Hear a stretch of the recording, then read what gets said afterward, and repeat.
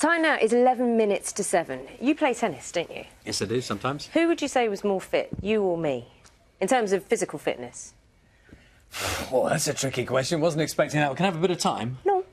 I've no idea. Obviously, it depends how much you play your sport as to how fit you are, doesn't it? Yeah, well, apparently, people who play tennis, if you put them against people who go to the gym regularly, play other sports regularly, people who play tennis are more likely to be more fit. I suppose, in principle, the point is that doing some sport is always good for you. Indeed. There's your public health bulletin this morning. Let's talk to Holly Hamilton, who's checking out the theory behind this tennis chat. Morning, Holly. Morning, Naga. Yes, some very good advice from Charlie there. That is definitely the message this morning. All sport is clearly good for you, but what we've been looking at is specifically tennis. Is it the best sport to do to keep you fit mentally, psychologically, physically, physiologically? That's what the scientists have been looking at. Now, we've had a bit of fun playing tennis this morning, and I have to admit my serve isn't the best, especially compared to some of these guys here, but I can assure you it definitely keeps you fit. But the scientists have been looking into the background of it, looking at every little inch of the human body and finding out just exactly how good it is for you, not just in the short term, but in the long term. Let's have a look. I'm only working with these hits. Andy Murray, I gotta do this for my Brits. Andy Murray. It takes years of dedication, training and hard work to be the world #1. But you don't need to be the next Andy Murray to enjoy the benefits of tennis. Brian and Sue are both avid members of their local tennis clubs, and while they may not have any championship titles under their belts, both say the game has improved their stamina and health. So how often would you play tennis? 3 or 4 times a week. Play doubles, play in a league match. That's a club against another club in Liverpool. And then I come down and perhaps play a game of singles for a few hours to practice some of the shots. It must mean you're extremely fit. I enjoy the tennis. It does keep you fit. Yes. Yeah, and obviously the social aspect. That's right. So we know it keeps you fit, but can it really improve your long-term health? Go, go, go, as hard as you can, go, go, go. Using 3D motion capture and basic strength exercises, scientists have been putting a group of 90 fitness fanatics through their paces. Nearly half the participants were tennis players, while the rest preferred alternative forms of exercise. Is that like starting to get hard? How are you feeling? I'll try not to interrupt you too long here, Matt. I can see Brian's very busy. What exactly are we learning from this?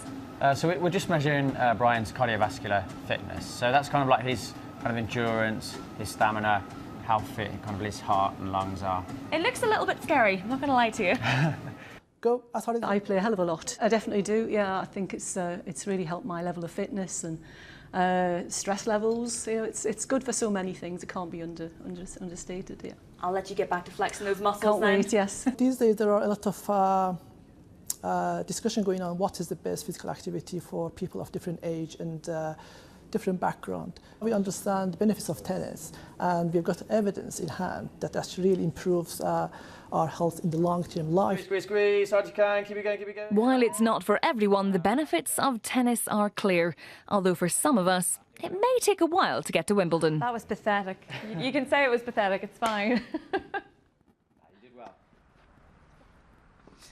Like I say, my serve is probably not the best here, I've got to admit. But look, it's Brian. He survived the treadmill. He's okay. He's back up playing tennis. We didn't keep him in the lab. We're going to speak now to Denise Roche, who is one of the researchers behind this science. Now, Denise, why tennis? I have to say, why specifically this sport? I think really tennis is a unique sport because it's got such a diverse set of attributes really that are trained and then involved within the particular competition and the basis, so including strength, endurance, flexibility, mobility. There's a whole host of different aspects, I think, which make it quite unique and interesting to look at the health effects really for tennis in particular. I think also the intermittent nature of tennis is something that hasn't necessarily been elucidated to see if that is actually superior as a training stimulus as opposed to something that is just more aerobic. So the other aspect as well with tennis being unique is that it involves the whole body, so upper and lower body, and we were really interested to find out the exclusive health benefits just down to tennis itself as opposed to other activities individually. And you found that yes, it really is quite superior. Can you say that confidently compared to other sports? We wouldn't be able to say, because we haven't compared other sports directly, but what we can say with certainty from our study is that physically active individuals who are meeting the government recommendations, they were our comparison group, and they're meeting these recommendations through other means, not playing tennis. But tennis is actually coming out as superior for cardiometabolic risk and also musculoskeletal clustering of function. So it looks like the tennis players are actually at a diminished risk for diabetes and heart disease, stroke, and also then impairment and musculoskeletal dysfunction later on in life. Well, Denise, there's so much more to discuss about this. We could talk about it all day, but I'd like to see you in the court at some point. We've got you out of the lab, so you've got to get on the court. Phil, I'm going to speak to you now. You're actually the chairman of Liverpool and District Tennis Association. Yes, that's correct.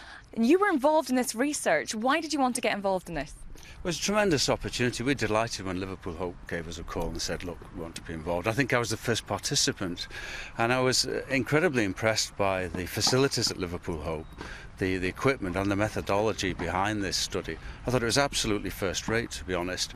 There was the cardio side, there was the physical side as well.